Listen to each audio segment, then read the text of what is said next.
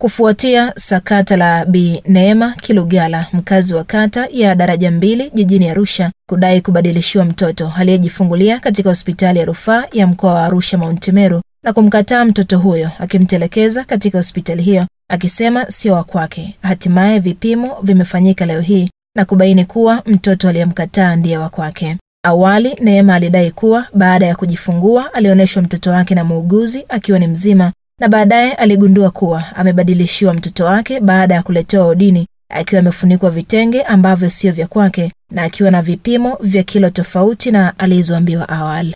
Aidha, alieleza kuwa muuguzi wa hospitali hiyo alidai kuwa alichanganya vitenge na vya mtoto wa mwanamke mwingine, na ndipo akamuahidi kuwa anarudi na mtoto wake ili kwenda kubadilisha vitenge hivyo. Hata hivyo, licha ya muuguzi kusema anaenda na mtoto ili kumbadilisha vitenge, inaelezwa kuwa ndio chanzo cha kuibuka kwa sintofahamu baada ya muuguzi kurejea akiwa hana mtoto, na Neema alipomuuliza kuhusu mtoto wake alimjibu kuwa amewekwa kwenye mashine ya joto kwa sababu ana tatizo kidogo.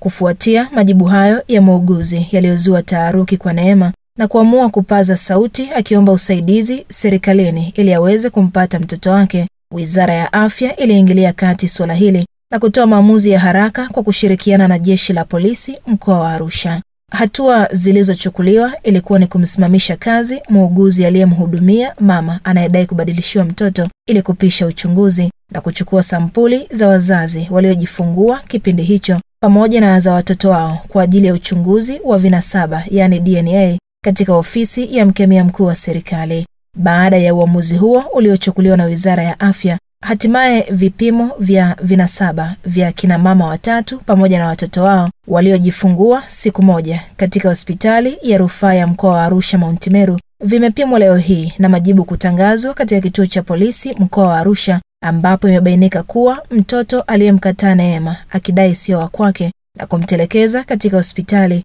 ndiye mtoto wake wa kumzaa baada ya kulingana naye vinasaba kwa 99%. Hata hivyo, baada ya vipimo hivyo, Neema ameonyesha kukubaliana na majibu hayo, akidai kuwa bado hana imani na vipimo vilivyofanyika hii leo.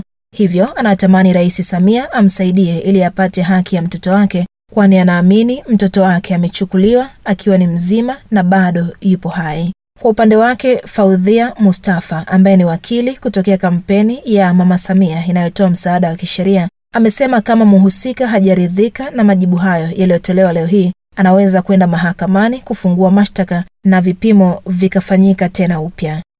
Hii ni Gadi TV. Jina langu ni Aisa Msuya. Tuambia yule mtoto aliyotubadilishia ni mtoto wangu, ila mimi sijakubaliana nao. Mtoto wangu najua yupo na amebadilishwa, kwa hivyo tunaomba mtusaidie katika hili. Mama Samia, mkuu wa mkoa, tusaidieni katika hili nimpate mtoto wangu. Naitwa Faudhia Mustafa, ni wakili wa kujitegemea Arusha, lakini pia natokea kampeni ya Mama Samia inayotoa msaada wa kisheria. Kilichotokea leo, jioni ya leo, tuliitwa kupokea majibu ya vipimo ambavyo vilienda kufanywa ya vinasaba kati ya wazazi waliojifungua na watoto waliozaliwa siku hiyo ambayo mteja wetu sisi anailalamikia. Na kilichotokea ni kwamba majibu hayo yanaonyesha kwamba mtoto ambaye mteja wetu anasema si wa kwake, vinasaba vinaonyesha uwiano wa 99.9%, yani kwa maana nyingine ni mtoto wake, kutokana na majibu ambayo tumepokea leo hii.